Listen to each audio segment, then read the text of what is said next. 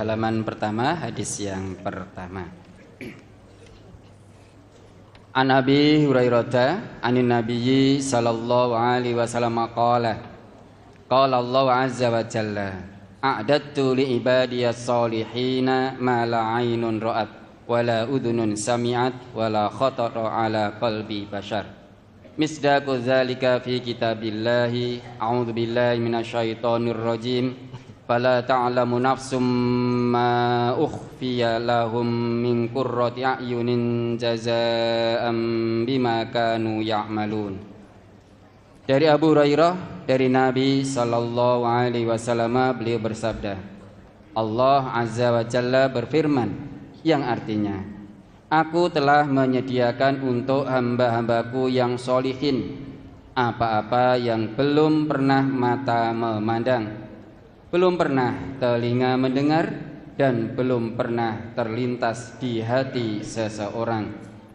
Membenarkan hal itu dalam kitab Allah, fala ta'lamu nafsum ma ukhfiya lahum min qurrati a'yunin jazaa'an bima kanu ya'malun.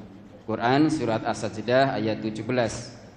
Tiada seorang pun mengetahui apa yang disembunyikan untuk mereka, yaitu bermacam-macam nikmat yang menyedapkan pandangan mata sebagai balasan terhadap apa yang mereka kerjakan.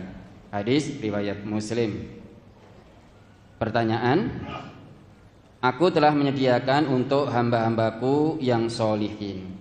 Kriteria hamba yang solihin ini yang bagaimana, Ustaz? Yang soleh dan muslih. Soleh itu takwa kepada Allah, ya. Muslih itu ya hubungannya takwa secara sosial. Jadi ada yang takwa vertikal, takwa kepada Allah, dan juga takwa secara sosial. Di dalam Al-Quran juga disebutkan begitu. Orang yang bertakwa itu tidak hanya orang yang baik hubungannya dengan Allah saja, namun orang yang bertakwa selain hubungannya dengan Allah baik, hubungan sosialnya juga baik. Selain itu, soleh itu ini kumpulan sifat. Kan baik itu kan ada thayyib, ada khair, ada ma'ruf, ada ihsan. Lah soleh kumpulan dari itu semua. Mohon izin ya. Jadi ada thayyib satu,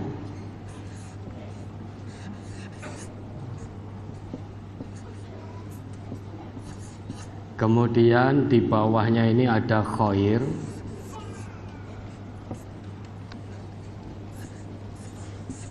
kemudian di bawahnya ada ma'ruf,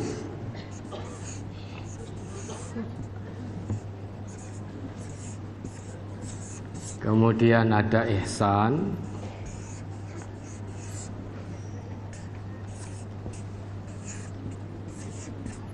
nah ini soleh.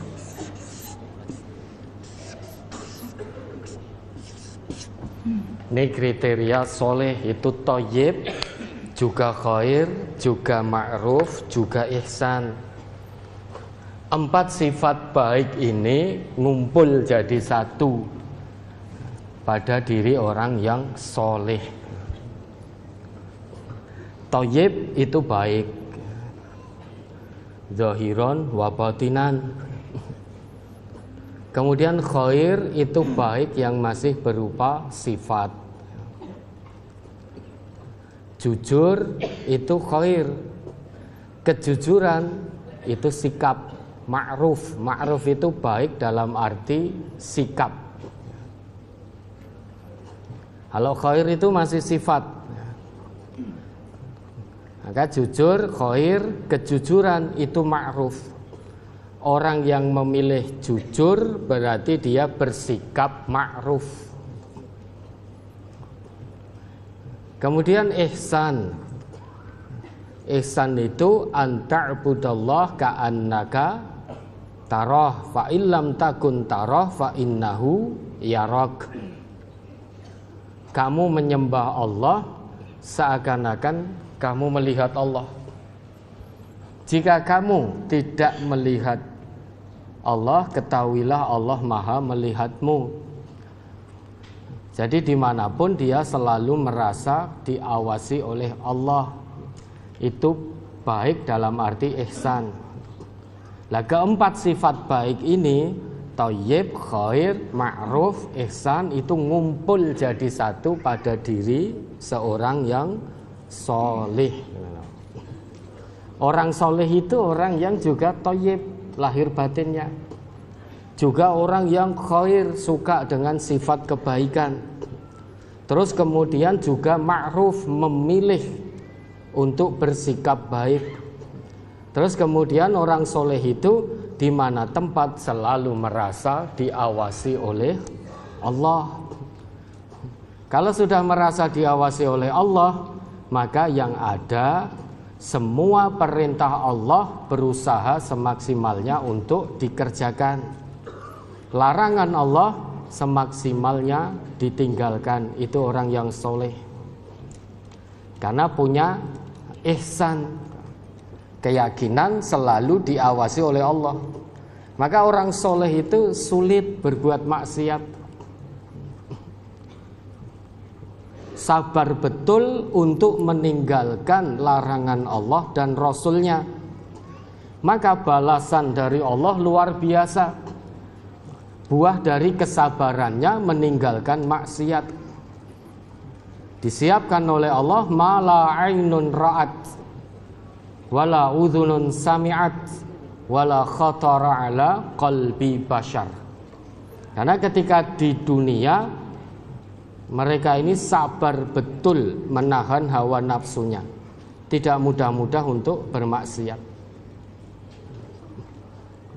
Selain itu, solih di situ tentu orang yang hubungannya dengan Allah baik, hubungan sosialnya juga baik. Karena kita orang Islam itu selain berkewajiban menjadi solih, juga harus menjadi muslih. Kalau solih itu ya, di Quran surat Al-Baqarah itu ya, ayat-ayat awal itu alif lam mim dzalikal kitabu la raiba fi hudal lil muttaqin. Siapa itu orang yang bertakwa? Alladzina yu'minuna bil ghaibi wa yuqimunas shalah wa mimma razaqnahum yunfiqun. Yaitu orang yang beriman pada yang gaib, mendirikan sholat. Nah ini kan hablum minallah. Jadi takwa secara vertikal, ini hablum minallah. Apa cukup hanya punya hubungan baik dengan Allah saja orang yang bertakwa itu? Tidak, tidak cukup. Harus ada takwa sosial juga. Coba diingat kembali, takwa sosial itu Ali Imran 133, 134 itu. Wasari'u ila maghfiratim mir rabbikum wa jannatin 'arduhas samawati wal ard uiddat lil muttaqin.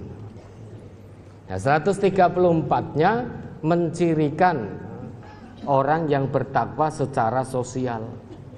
Itu muslih namanya. Mari diingat surat Ali Imran surat ketiga ayat 133 sampai 135. A'udzu billahi minasyaitonir rajim. Wasari'u ila maghfiratin mir rabbikum wa jannatin 'arduhas samawati wal ardu u'iddat lil muttaqin alladzina yunfiquna fis sarra'i wad dharra'i wal kadhimina al ghaidha wal 'afina 'anil nas wallahu yuhibbul muhsinin. Walladzina idza fa'alu fahishatan aw zalamu anfusahum dzakarullaha fastaghfaru lidzunubihim wa may yaghfiru dzunuba illallah wa lam yusirru ala ma fa'alu wa hum ya'lamun. Dan bersegeralah kamu kepada ampunan dari Tuhanmu dan kepada surga yang luasnya seluas langit dan bumi, yang disediakan untuk orang-orang yang bertakwa. Nah, siapa itu orang yang bertakwa? 134-nya kita tidak menemukan alladzina yuqimunas shalah atau seterusnya. Tetapi lihat 134, siapa itu orang yang bertakwa? Terus yaitu orang-orang yang menafkahkan hartanya baik di waktu lapang maupun sempit, dan orang-orang yang menahan amarahnya dan memaafkan kesalahan orang. Allah menyukai orang-orang yang berbuat kebajikan. nah, itu infak pertama, orang yang punya jiwa penolong baik di waktu lapang maupun sempit. Meski di waktu sempit, dia terus berusaha untuk menolong orang yang lebih membutuhkan. Jadi punya jiwa penolong, jiwa pemberi. Terus yang kedua, wal kadhiminal ghaid, orang yang bisa menahan amarah. Marah pada orang lain, tetapi dia tahan, tidak dia lampiaskan. Wal afina 'anin nas, mudah memaafkan kesalahan orang lain pada dirinya. Tidak punya jiwa yang pendendam, tetapi pemaaf. Nah, ini semua kan sosial. Hablum minanas, infak ya, jiwa penolong, kemudian menahan amarah.